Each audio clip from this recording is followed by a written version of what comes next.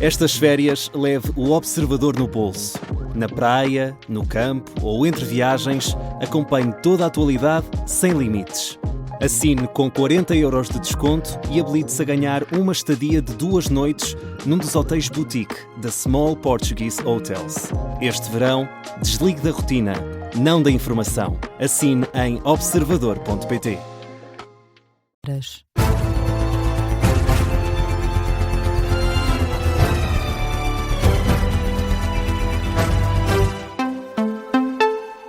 As notícias com Ricardo Lopes.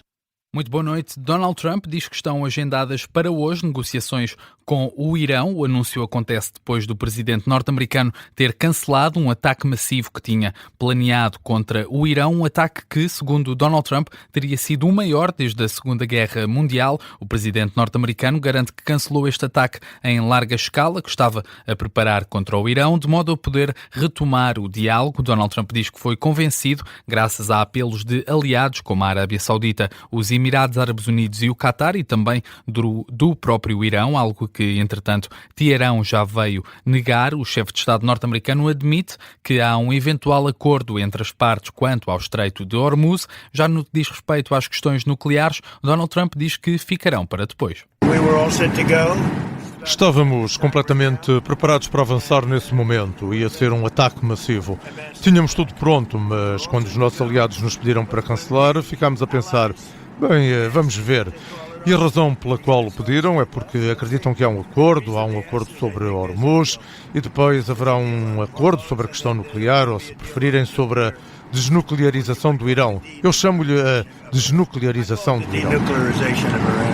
Declarações do presidente norte-americano aos jornalistas a bordo do Air Force One. Mesmo com este anúncio das negociações, o secretário da Defesa dos Estados Unidos sublinha que as Forças Armadas norte-americanas continuam prontas para agir. Pete Hegseth reiterou as declarações de Donald Trump, confirma que o Pentágono estava preparado para atacar o Irão com uma ofensiva sem precedentes desde a Segunda Guerra Mundial. Numa publicação na rede social X, esta noite, o secretário da Defesa diz que as tropas dos Estados Unidos se mantêm preparadas. Ainda assim, com este anúncio, o preço do petróleo já recuou 7% face às perspectivas de um alívio no conflito. O petróleo caiu acentuadamente no início da sessão desta segunda-feira. Na abertura da sessão asiática, o Brent, que serve de referência para a Europa, caiu 7,3% para $83,60 por barril. Durante a semana passada, face à ameaça de mais ataques dos Estados Unidos ao Irão, o preço do barril de Brent disparou e chegou a ultrapassar a fasquia dos $100. Por Portugal, a circulação da linha ferroviária do Norte foi restabelecida, esteve cortada nos 2 sentidos na zona de Vila Franca de Xira devido a um incêndio no concelho, é o que confirma à luz a fonte da Infraestruturas de Portugal, um incêndio que também já se encontra em fase de resolução. No entanto, de acordo com os bombeiros voluntários de Vila Franca de Xira, embora em fase de resolução, ainda se encontram no terreno cerca de 100 operacionais no combate às chamas, apoiados por cerca de 30 veículos. O alerta de incêndio foi dado pelas 8 da noite, lavra numa zona de mato na freguesia de Povos. O trânsito esteve também condicionado na ponte Marechal Carmona, que estabelece a ligação entre Vila Franca e Samora Correia.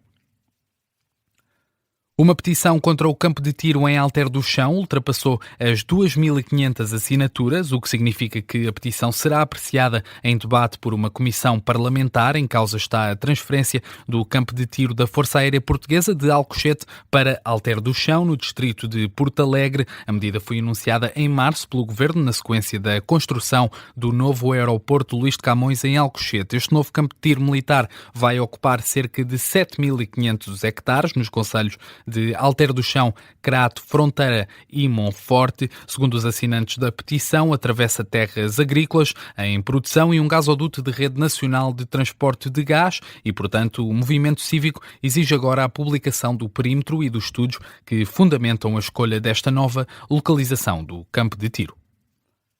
Falamos ainda da situação em Ceuta. Marrocos reconhece que 40 mil pessoas entraram na cidade espanhola e atribui a crise às redes sociais e também às redes de tráfico. Em comunicado, o Ministério do Interior marroquino diz que 40 mil pessoas atravessaram a fronteira em direção a Ceuta. Rabat admitiu ainda que 11 pessoas terão morrido em território marroquino, 10 delas afogadas. Marrocos atribui a deslocação de migrantes para Ceuta aos movimentos nas redes sociais e às máfias de tráfico de pessoas. A nota do governo marroquino diz ainda que o país vai continuar a ser um parceiro fiável e também responsável no que diz respeito ao comprometimento com o fortalecimento da cooperação internacional no âmbito da luta contra a migração ilegal e o tráfico de pessoas. Durante este domingo, o exército espanhol tem estado a distribuir água aos migrantes que continuam em Ceuta. Na cidade espanhola está também a enviada especial do Observador, Inês André Figueiredo, que explica que o governo espanhol está a concentrar os migrantes em 2 locais, isto numa tentativa de assegurar, por enquanto, a organização da cidade. Então, houve aqui uma espécie de tentativa de centralizar as pessoas em 2 espaços. Um deles é o SETI, que é a organização de alojamento temporário para os migrantes, que já estava cheia mesmo antes desta crise começar. As pessoas estão à porta, não têm comida, não têm água e, portanto, tornou-se ali a situação um pouco complicada. E depois na praia, quando se desce deste centro, vai-se ter uma praia, uma estrada curta que vai levar a uma praia, e o que as autoridades espanholas fizeram foi tentar reter o máximo de pessoas possível nessa praia para que não andem pela cidade a deambular.